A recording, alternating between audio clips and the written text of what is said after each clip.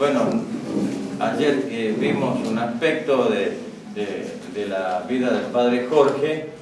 En realidad hemos empezado como al final, cerca algunos aspectos de su vida, pero ya los últimos días y las últimas horas, como señalaba el padre Álvaro Sánchez Rueda. Bueno, y aquí nos gratifica la presencia de una de las hermanas del padre Jorge, Marta, y de su cuñado Alberto Brito. Seguramente para muchos de ustedes algunos ya son conocidos, entonces ellos nos van a ilustrar sobre la infancia y, en fin, la vocación del padre Jorge. Le vendrá dentro de un ratito el padre Marcelo Barrio Nuevo. Ahora, sin más, yo los invito a que recemos un Ave María. En el nombre del Padre, del Hijo y del Espíritu Santo. Dios te salve María, llena de gracia, el Señor es contigo. Bendita eres entre todas las mujeres, bendito es el fruto de tu vientre Jesús. Santa María, Madre de Dios, ruega por nosotros pecadores, ahora y en la hora de nuestra muerte. Amén. Y todo esto sea para gloria al Padre, al Hijo y al Espíritu Santo, en el principio y siempre, por los siglos de los siglos. Amén. Del Padre, y del Hijo y del Espíritu Santo.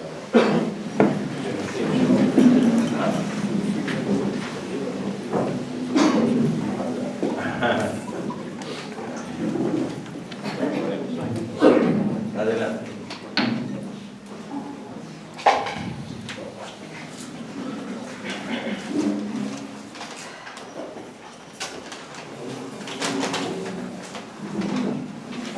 Buenas noches, muchas gracias por acompañarnos.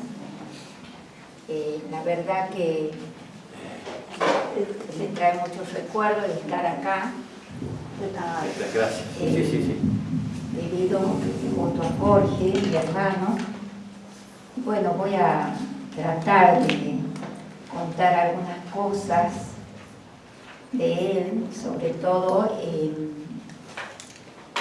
nosotros éramos una familia de 3 mujeres y Jorge vino como un regalo para nuestros padres que esperaban un varón, en especial mi papá.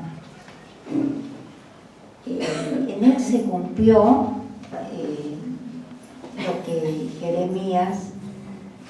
a Jeremías le dijo el Señor con respecto a su vocación. Yo te consagré antes de que salieras del vientre de tu madre. En realidad, mi madre, cuando nació Jorge, lo ofreció a la Virgen. Y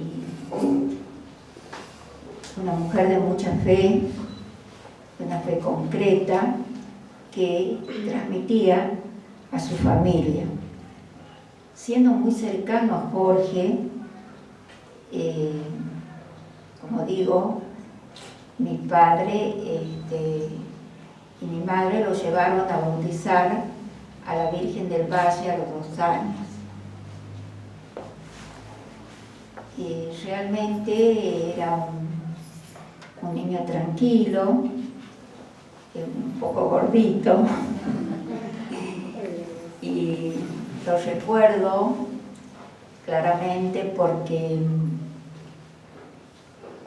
él siempre tranquilo, jugaba con sus primos y invitaba a los chicos del barrio a que participaran. Él tenía una maquinita de fotos, pero él quería compartirlo. Siempre desde niño fue, digamos, dado a compartir con sus amigos, con sus primos de su edad, y hacía un pequeño cine donde él les pasaba películas infantiles, por supuesto, y después siempre estuvo cercano a la parroquia, de Fátima, donde nosotros pertenecíamos, y a los 6 años se fue a la procesión vestido de pastorcito, porque hicieron la representación de la Virgen de Fátima, y yo veía en él algo especial, ¿no? Fue al Colegio Sagrado Corazón en la primaria, parte de la secundaria, y en el colegio, digamos, se destacaba por su buen comportamiento, su dedicación al estudio, su aplicación, y con nosotros era, digamos, un poco como, digamos, el hermano preferido, ser el único varón. Siempre recuerdo su sonrisa, su buen humor, su alegría, sobre todo en niño.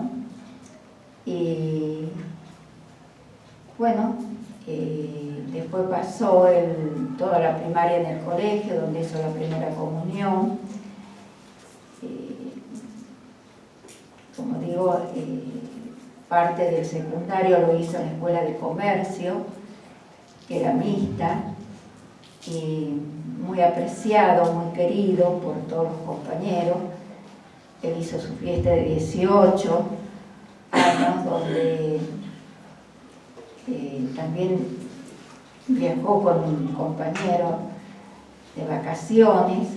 Digamos, no le faltó nada para un joven de su edad.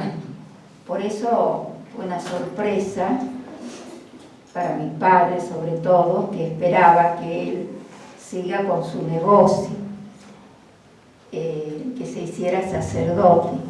Lo tenía todo, pero él siempre, yo lo notaba tranquilo, muy cercano a la parroquia, tal es así que fue presidente de la Acción Católica en Fátima, donde era un grupo de jóvenes de su edad, y él daba su testimonio de su vida evangélica, Bueno, yo le quiero agradecer, aprovecho la oportunidad para agradecerle al Padre Horacio, que nos regaló, nos entregó los cuadernos personales de él, donde él escribía su oración diaria. Yo no llegué a leerlos a todos porque realmente me conmovía el alma. Me edificaba muchísimo su testimonio en esa comunión con Dios tan profunda que yo realmente admiraba en él, ¿no?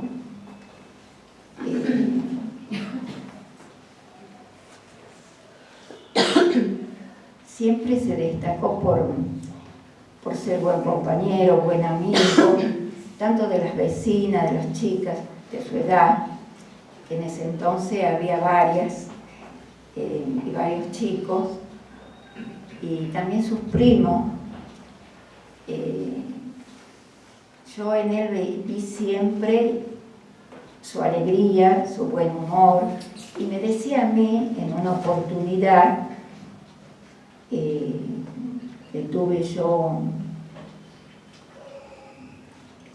de su consejo, de su compañía, me decía: mira, a las contrariedades hay que tomarlas con buen humor, con sentido sobrenatural y con mucha paz. Así que vamos a salir adelante, siempre alentando, siempre acompañando, aceptando, con su buen carácter con nosotras.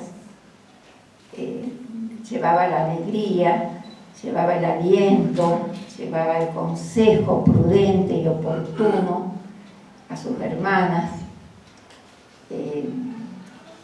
Aunque yo le decía: tu debilidad no soy yo, sino las otras dos, porque siempre me preguntaba cómo están las chicas, qué sabés, qué novedades tenés.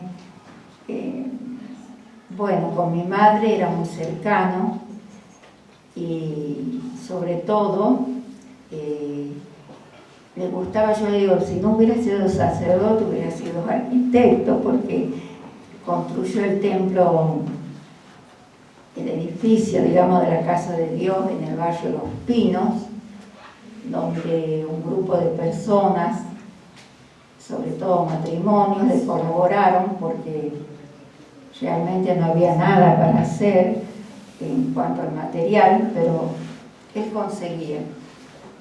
No sé, iban las personas, colaboraban en todos sentidos, y así edificó un hermoso templo en el barrio Los Pinos, que está todavía la iglesia, y a nosotros dice, bueno, ustedes van a ser los predilectos, van a regalar el sagrario.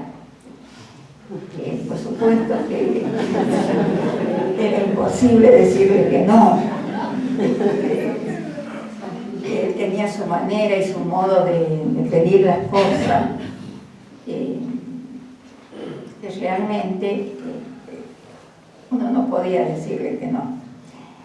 Después, él estuvo también en la Iglesia de las Gracias, donde cuando yo fui no había nada,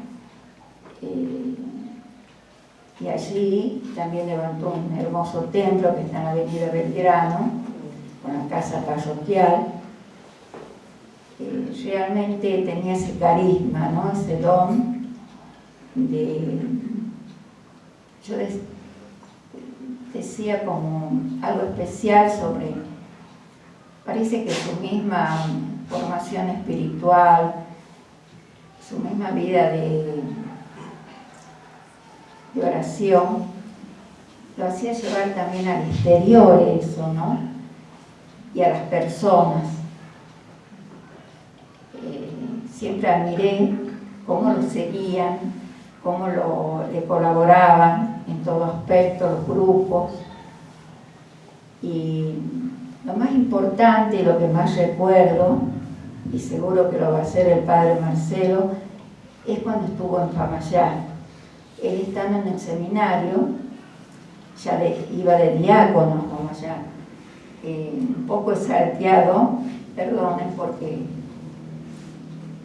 uno recuerda etapas de su vida muy importantes para nosotros, que siempre lo acompañábamos, mi madre, yo iba frecuentemente a Famayá, donde él estaba primero de diácono y después de párroco, donde formó un grupo de más o menos 50 jóvenes, de donde salieron numerosas vocaciones religiosas y vocaciones sacerdotales. Algunos se fueron a Córdoba, otros, como el padre Marcelo y el padre Miguel, fueron al seminario. Él tenía ese don de transmitir la fe, ese don de oración, diría yo, ¿no? Que en una oportunidad en que celebraba la misa de la Santísima Trinidad, yo le pregunté, Jorge, ¿me podés contar por qué cerrar los ojos cuando vos hablas? Y me dice, porque ante tal misterio tengo que ir a lo profundo de mi alma para poder explicarlo. Por supuesto que yo trataba de ir todo el domingo a escucharlo. La cercanía con mi mamá éramos los tres, digo yo, que compartíamos vida, compartíamos proyectos. También fue a Roma a estudiar y mi mamá lo alentó porque dice, mamá, no me vas a extrañar. Y ella le dijo, no, hijo, yo te tengo en el corazón, así que anda tranquilo, porque yo estoy muy contenta. Hizo 3 años la licenciatura en teología y a los 2 años volvió, totalizó 5 años en Roma, donde nos contaba su experiencia con Juan Pablo II.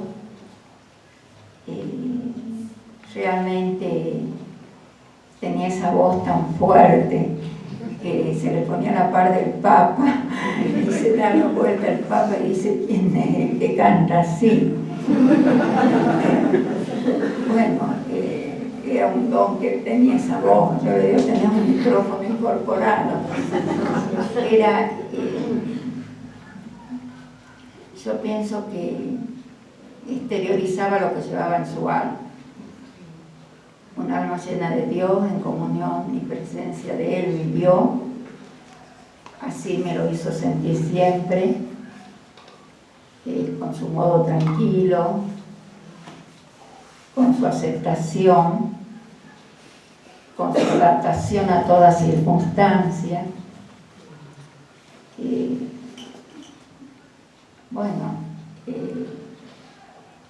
A mi padre realmente lo conquistó, porque después fue el primero que lo acompañaba en las capillas, en Camayá sobre todo. Y lo que para mí es gratificante fue que cuando él recibió los sacramentos antes de partir, mi padre dijo al sacerdote: pensar que yo creí perder un hijo y en realidad lo he ganado, porque es el que más cercano está a nosotros. Claro, nosotros ya habíamos formado cada una nuestra familia y él era el más cercano a ellos, ¿no? No sé cómo se daba tiempo, pero él tenía tiempo para el seminario, porque un tiempo fue rector del seminario, para las iglesias donde él atendía. Él estaba siempre presente en lo suyo, una gran vocación de servicio y de amor a todas las personas. Para él no había problemas. Aceptaba tal como uno era, a sus hermanas tal como cada uno era, con su carácter, y eso era importante. Bueno, no me quiero extender mucho. Tendría muchas cosas para compartir sobre su vida, sobre su sacerdocio. Yo más o menos a grandes rasgos le he dado un pantallazo, pero hay muchas cosas que quedan pendientes para otra oportunidad. Muchas gracias y muy amable.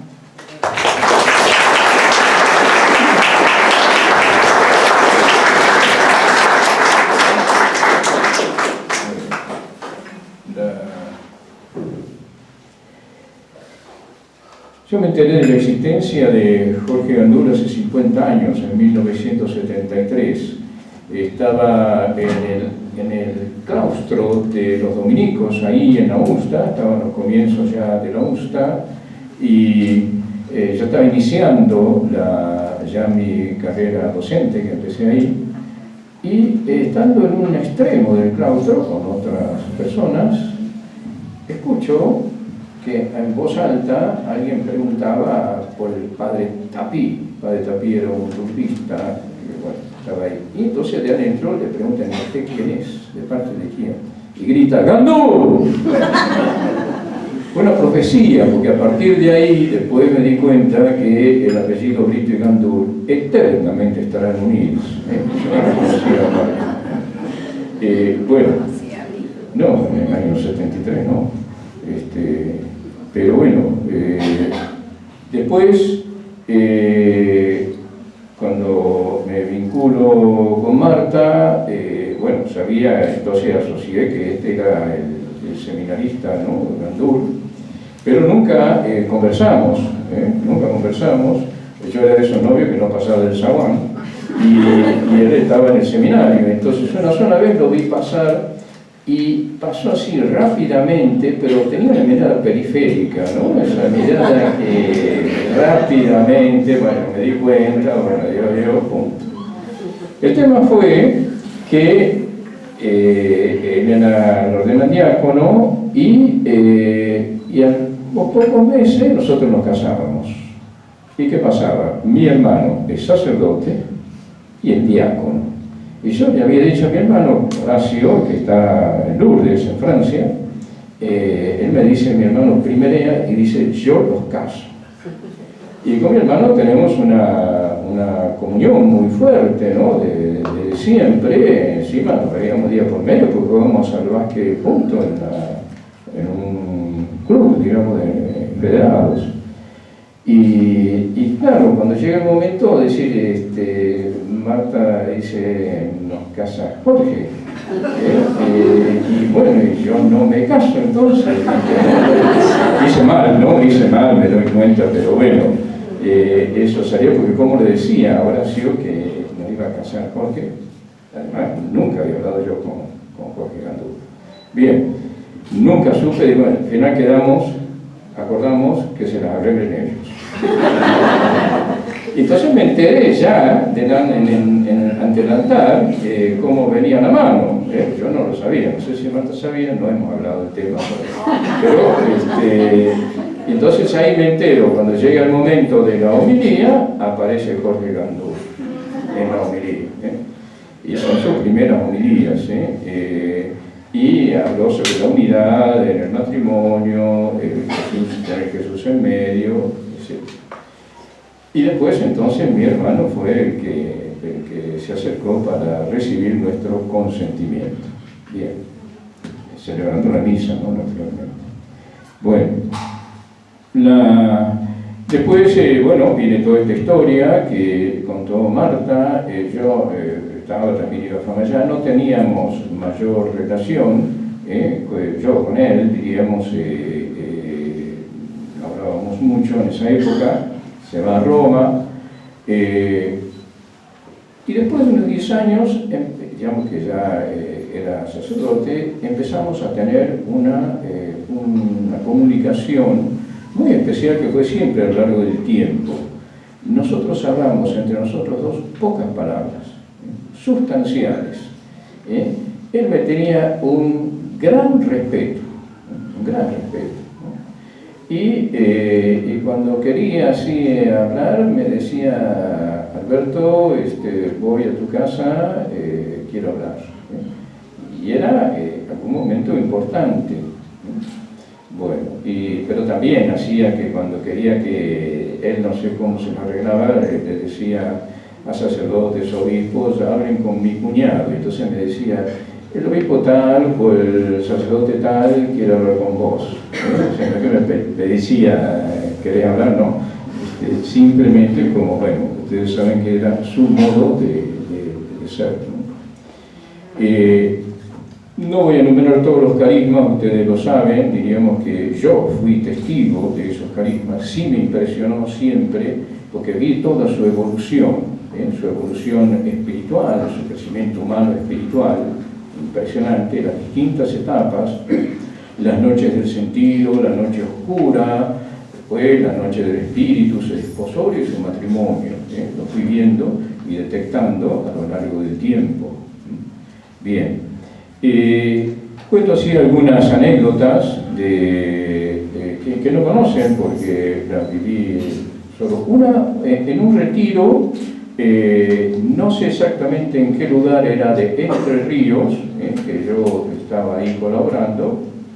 Me piden que, entre otras cosas, no había sacerdote en ese retiro, solo habían pedido a algunos sacerdotes que celebren la misa a la hora de la misa, sacerdotes de la zona, cercanos. Y me pidieron a mí que atendiera a los sacerdotes y le hiciera un relato de qué se trataba el retiro y qué onda había ahí, ¿no? Bueno, y viene un sacerdote de un pueblo de ahí cercano, y bueno, nos podemos hablar. Cuando le digo que soy de Tucumán, dice, sí, yo estuve ejerciendo el ministerio en Tucumán. ¿Cómo fue eso? Sí, dice, estaba en la iglesia San Antonio. Mira, yo soy cuñado del padre Gandún.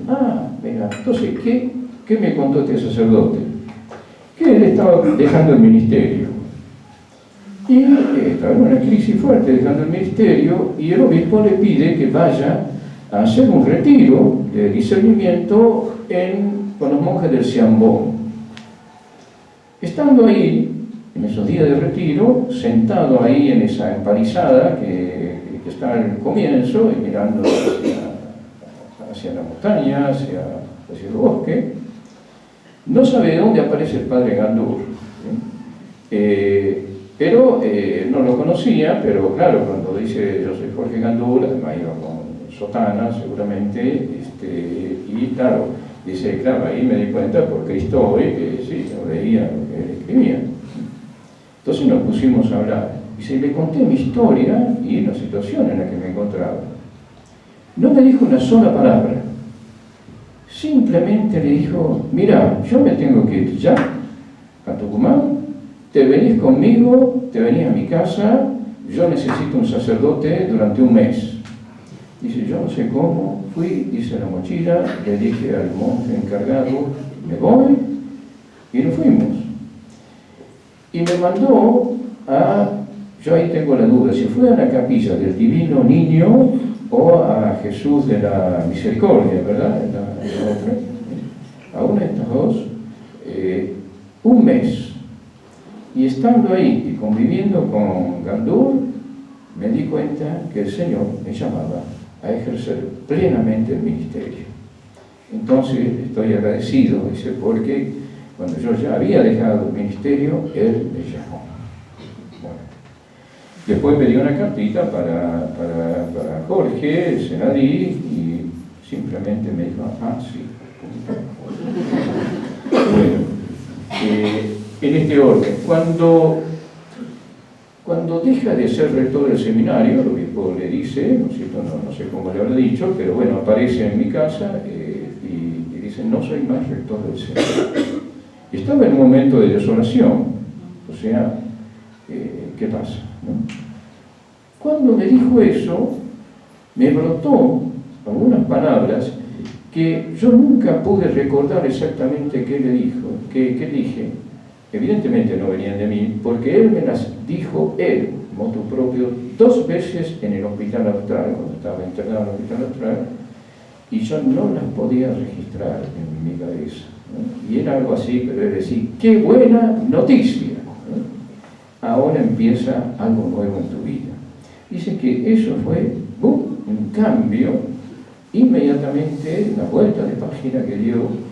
Y bueno, y así fue como empezó, siendo acá, diríamos, en la Caridad, vicario, no era parroquia todavía, fue vicario, administrador, no sé qué era al principio. Bueno, o sea, ahí mostraba ese perfil, ¿no? Ese perfil primero de humildad, ¿no es cierto?, de decir, después de escuchar la voz de Dios, no en este caso yo era un instrumento, ¿no? Pero escuchar, estar abierto a la voz de Dios, que podía venir por cualquier lado.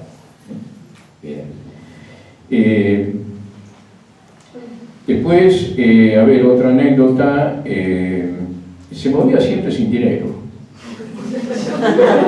Y era espectacular, ¿no? Marta Rodríguez. Cada vez que iba a nuestra casa, cuando se iba, claro, dejaba el auto, vivimos en el centro, en una cochera que está frente a nuestro edificio, y siempre manoteaba la mano en el bolsillo. Cuando había que irse, claro, tenía que pagar la cochera, pero sabíamos que no tenía un peso. Alberto, ¿me prestás para pagar el estacionamiento? Siempre la palabra me prestás. Nunca dijo dame, ni me puedes dar, nada, me prestás. Bueno, está bien, yo le estoy cobrando la deuda, ahora, porque ahora él es inmensamente rico en aquel que es rico con mayor. Bien, bueno, profecías, así por vida, así, pero bueno, ustedes eso la conocen. En una ocasión, no sé a título de qué, estábamos él y yo, y en una capilla, y bueno, hagamos oración. Había algo que nos convocaba y había oración, hagamos oración. Entonces puso el Santísimo en la custodia, y él se arrodilló de un lado y yo de otro. Y ahí empieza a hacer una oración que también fue un antes y un después en mi vida. Porque, por cierto, que si a mí me pedían y que explique el dogma de la encarnación, la unión hipostática, etc., lo hago y lo hacía bastante bien, con precisión, y él empezó en ese momento, en voz alta, a hablar con Jesús. Hablar con Jesús, como quien está habituado a hablar continuamente y a escucharlo y escuchar sus respuestas.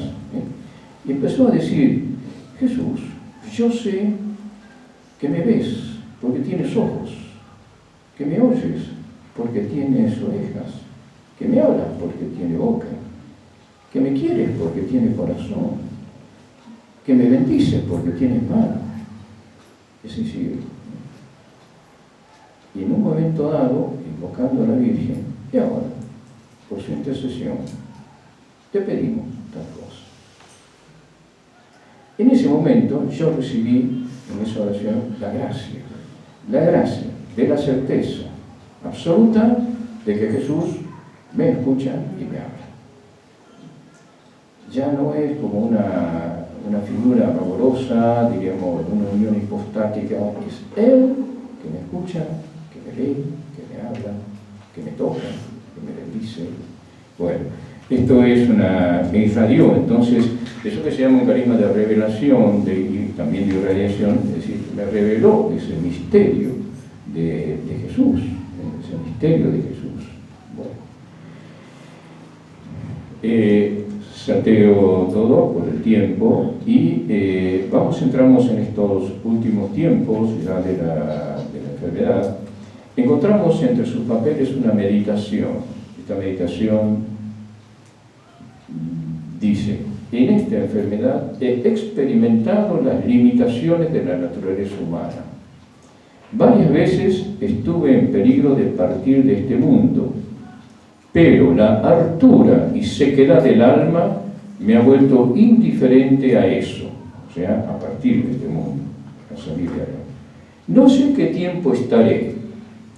Es la entrega resignada a la voluntad de Dios, quién sabe, antes, más y mejor.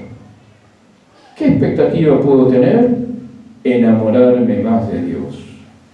Así podré contemplar el rostro de Dios. ¿Qué es la vida sino un tiempo de noviazgo? Ustedes tienen presente, lo han escuchado muchas veces, que él decía: todo es cuestión de amor, todo es cuestión de estar enamorado de Dios. Y esta expresión que siempre, y la hemos hecho nuestra con Marta, Dios sabe más. Cuando estaba ahí en el Austral, cada vez que le decían: Padre, ahora hay que hacer un agujero por acá, y ahora hay que hacer otro por acá, y simplemente él después a solas me decía: Dios sabe más. No pedía explicaciones, nada, Dios sabe más. Está en este nivel. Claro, si uno supiera todo lo que Dios sabe, bueno, haría lo que Dios quiere. Estaba ahí en la voluntad de Dios. Bien. Le mandan el día 6 de agosto, estamos hablando que él parte el día 23. Los 5 sobrinos, acá está Bernardo, el mayor, le mandan un mail a él, diciéndole, lo tengo acá pero no voy a leer todo el mail, diciéndole, digamos, cuán agradecidos estaban por su vida, por su testimonio, que ellos también prometían estar a la altura, que él esperaba de ellos. Bien. Y termina diciendo el mail: fuerza, tío, el invierno ya está pasando y pronto llegará la primavera. Era el cantar de los cantares, el invierno ya está pasando pronto. No creo que los sobrinos supieran eso, pero estaban así.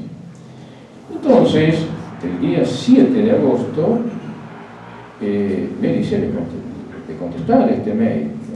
Él no podía escribir, entonces estábamos en el hospital austral y empieza a dictarme, pero entraron después los médicos, no sé qué episodio hubo y no se pudo continuar. Y ya al día siguiente nos dicen que, bueno, ahí le dicen a él de que, bueno, ya había terminado su estadía ahí en el Austral y, bueno, que podía, que si quería seguir ahí en el Austral no tenía inconveniente, pero bueno, que viera, que hacían. Entonces él dijo lo que dijo muchas veces ahí en el Austral y en otros lados, usando las palabras de la Virgen, ¿no? Cuando la Virgen dice de Jesús, hagan lo que él les diga. Él decía, hagan, y sí, hacemos lo que dice mi cuñado. O sea, también esto, ¿no? O sea, decir, confiar su vida a los demás, en este caso, a nosotros. Bien. Y cuando me dicen esto en el Austral, le decimos, volvemos. Si tenía claro que teníamos que volver. Bueno, ahí hubo toda una logística impresionante en la que yo no intervinimos, porque mientras yo trataba de decir, bueno, ¿en qué volvemos? Buscar un avión, diríamos, sanitario, qué sé yo, me llegaban mensajes de personas que decían, ya está el avión, se va el viernes a tal hora, de Tucumán, imagino yo que Federico Aiker y bueno, y aquí las personas organizaron, va al Sanatorio del Norte, bueno, impresionante decir cómo se movió todo. Esa despedida del día viernes, se reunieron alrededor de 15 personas, todos los médicos, todas las enfermeras, como toda la marca, el pastoreo que hizo él ahí con los médicos, con las enfermeras, fue impresionante, ¿no? Bueno, no podemos contar todos los detalles por el tiempo. Se reunieron todos para despedirlo, etc., y él los bendijo. Él se iba en ambulancia al parque y bueno, yo tenía que volver de Pilar a Buenos Aires y de ahí irnos a Aeroparque. Él llega primero, cuando llegamos nosotros, voy a verlo ya a la tarde, estábamos solos, y me dice, ¿por qué vinimos? Yo me quedé helado, porque claro, me estará reprochando, quejándose, y si tomé mal la decisión. Bueno, alcancé a titubear algo así como, bueno, es que en el Austral ya nos dijeron que, bueno, no había nuevos procedimientos. Ni yo estaba convencido de lo que decía, ¿no? Pero bueno, no me dijo más nada. No sé qué pasó ese sábado y domingo, porque él, el lunes a la tarde, siempre nuestros diálogos eran a solas. Me dice en un momento dado, 2 veces me dijo, hicimos bien en venir. Hicimos bien en venir. O sea, quiénes fueron, qué pasó, no lo sé. Bien.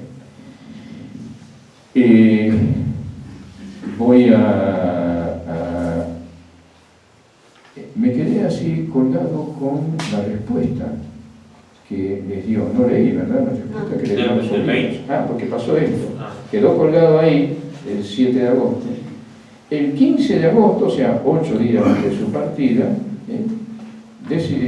pregunté, ¿seguimos el mail? Sí, claro. Y entonces me fue dictando despaciosamente, midiendo cada palabra, y este es el mail. Queridos sobrinos, me han emocionado mucho las hermosas palabras que me dicen. Todo es gracia de Dios, yo no valgo nada. Dios me ha dado la gracia de ser lo más fiel al sacerdocio como testigo del amor resucitado. Agradezco la hermosa familia que Dios me ha dado. Van a llegar alto. Por eso les doy mi bendición para que puedan llegar a realizar todos sus proyectos. Bendícelo, Señor, en el nombre del Padre, del Hijo y del Espíritu Santo. Y hizo el gesto con la mano de la bendición. Bueno, como suerte después él habló por teléfono con todos los sobrinos, le marcaba el número, todos tres estaban en Europa en ese momento, no había WhatsApp. Los otros 2 estaban, uno en Buenos Aires y otro en Tucumán, despidiéndose de algún modo. Bien. yo me daba cuenta que había alcanzado esa alta vivencia de todo es gracia, también la enfermedad. Y ya no soy yo quien vive, de Pablo. Bueno, nuestras últimas conversaciones fueron el día miércoles, ese miércoles, parte del viernes. Él sabía que su peregrinación iba llegando al fin, que obviamente escuchaba a los médicos, etc. Pero a la mañana del miércoles 21, a solas, me dice: no tengo conciencia de que me estoy muriendo. Sí, yo entendí así, digamos, claro, no siento dolor en este momento, no siento nada, tampoco se podía mover, estaba con todos los colgajes ahí, pero que Dios no le daba esta conciencia, o sea, el sentimiento, estoy agonizando, me voy, no, plena lucidez, pleno estar en Dios. No tengo como conciencia de que me estoy muriendo. Yo simplemente atiné a decirle que es una gracia. Después vino un silencio, eran silencios largos, profundos, y añadió: no voy a morir ni hoy ni mañana. Y efectivamente, no murió ese miércoles, no murió el jueves, murió el viernes, el tercer día. Pasamos a la noche, eran, digamos, a las 11 de la noche, me quedo a solas con él, y ahí tuvimos la última conversación conmigo. No sé qué comentario le hice, mira todo lo, ¿no es cierto? Teníamos ahí muchos mensajes, cartas, fotos, etcétera. Se las fuimos leyendo, ¿no? A lo largo del tiempo, ¿no? Las personas que estábamos ahí. Y le pregunté, ¿viste todo eso? Y me manifestó que todo eso lo conmovía. Y en ese momento entonces dije el Salmo 16, simplemente: tú decides mi suerte. Y luego pronunció esa frase de confianza y abandono que lo caracterizó siempre: Dios sabe más. Ahí es un silencio largo. Después de este silencio, me comentó que un sacerdote, ese día, lo había ido a visitar, le dijo: Jorge, ¿estás preparado para ir al cielo? No me dijo qué le respondió él a ese sacerdote. Pero, después de un momento me mira y me dice: ¿cómo voy a estar preparado para ir al cielo? Si el cielo es pura gracia, es un real. Nosotros con él, cuando hablábamos de cielo, era cielo con mayúscula, no hablábamos como de un lugar a donde ir, como, no era la metáfora esa que usamos. Cielo es Dios, cielo es Dios. Entonces, es lo que me estaba diciendo: ¿cómo voy a estar preparado para ir a Dios si Dios es puro regalo, es pura gracia? Hay un silencio. Entonces, yo estaba sentado, no sé, no me acuerdo si era una camilla alta o una mesada que había ahí, diríamos, me acuerdo que me colgaban las piernas. Y le digo: Jorge, te reformulo entonces la pregunta: ¿estás dispuesto a recibir esa gracia que es el cielo? ¿Estás dispuesto a recibir ese regalo? Y como si lo hubiera provocado, se incorporó donde pudo, me miró y contestó dando un grito, con esa voz clara y fuerte cuando estaba sano: ¿cómo que no? Eso es lo que quiero, eso es lo que esperé toda mi vida. Y ahí los dos entramos en un silencio lleno de la intimidad de Dios. Pasa no sé qué tiempo y dice: estoy reconciliado y en paz con todos los sacerdotes. ¿Y a cuento de qué venía esto? Vuelvo años atrás. Estábamos los dos haciendo un retiro, no estaba él dando el retiro, ni yo colaborando en las estábamos haciendo. Y en un momento dado, me acuerdo que una tarde, en la meditación, aparte del retiro, era que, bueno, si alguien sentía, de decirle, ahí estaba, puesto el Santísimo, decirle, ¿por qué entregaba su vida? ¿Por qué entregaba su vida? Entonces, estábamos los dos sentados al lado, había una monja, aquí, a dormir. Era voluntario decirlo en voz alta o no, y tanto Jorge como yo lo dijimos en voz alta, delante del Santísimo. Y Jorge dijo, doy mi vida por los sacerdotes. Y yo dije lo mío, me di cuenta que Dios me tomó la palabra, me va conduciendo por eso, y también se la toma. Cuando uno dice estas cosas, Dios toma la palabra. Esta monja, después que partió, me hizo recordar, ¿te acordás que dijo tal cosa? Bien. Entonces, ¿qué había pasado? Yo sabía de dos situaciones con sacerdotes que habían tenido un roce. Y este era el típico roce de sacerdotes, como decimos en oración esta, cuando pedimos vocaciones en la Virgen de la Merced, que nos dé sacerdotes santos celosos de su ministerio.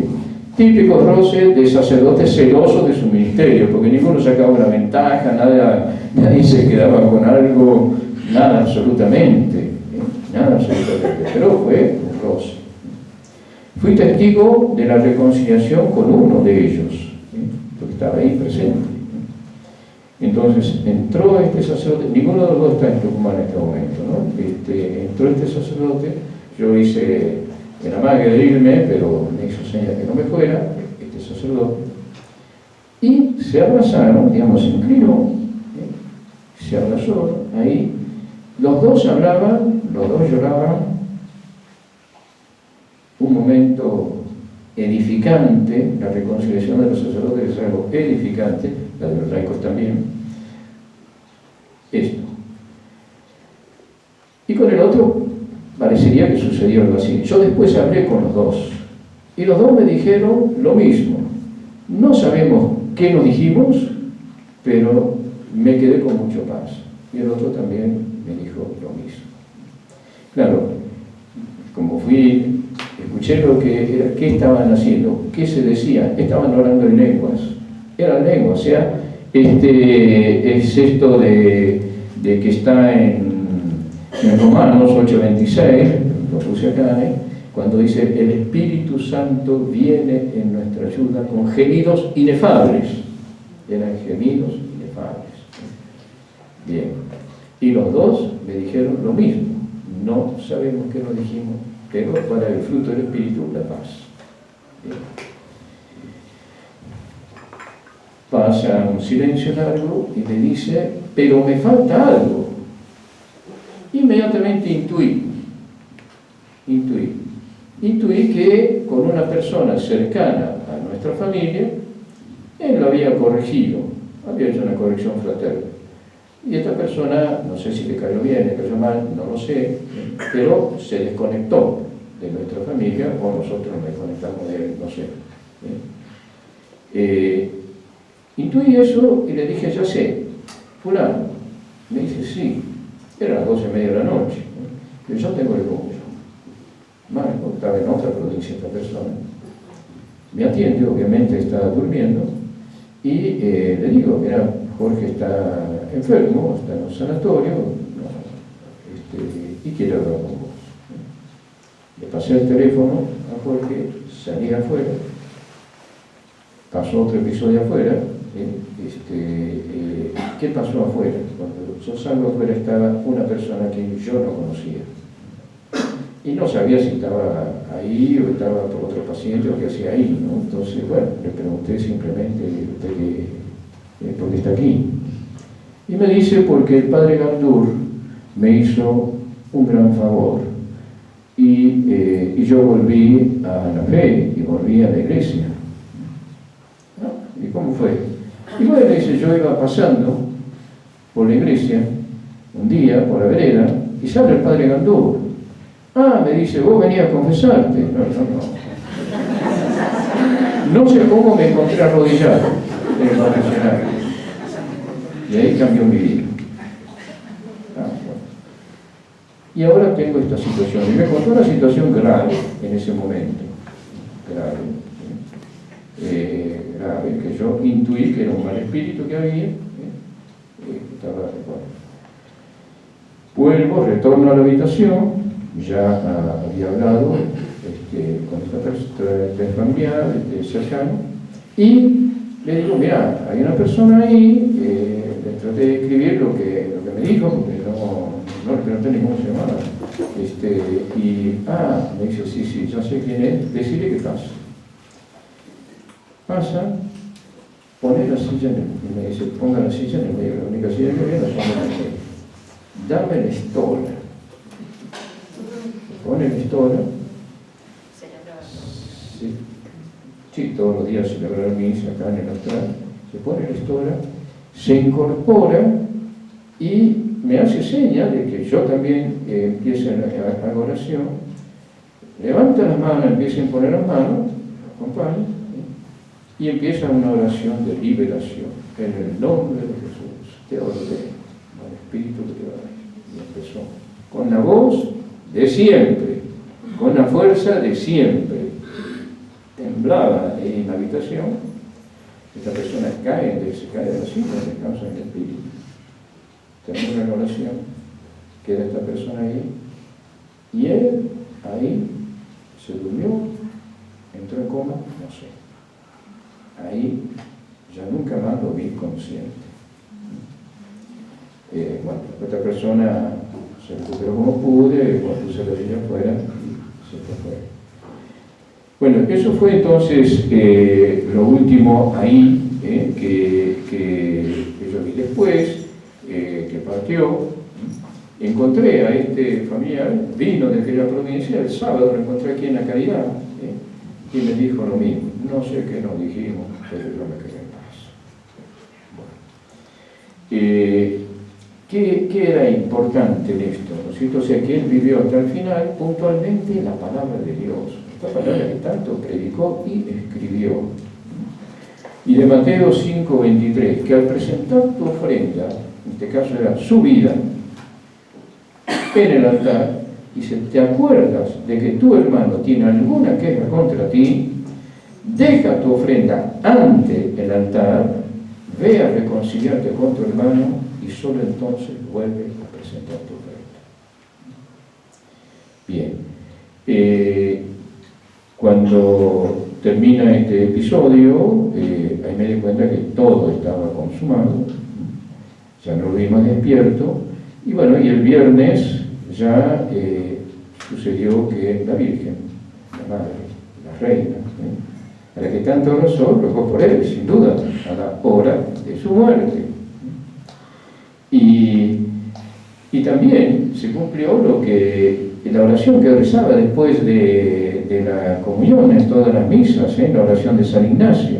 En la hora de mi muerte, llámame y mándame ir a ti para que con tus santos te alabe por los siglos de los siglos. Amén. Muchas gracias.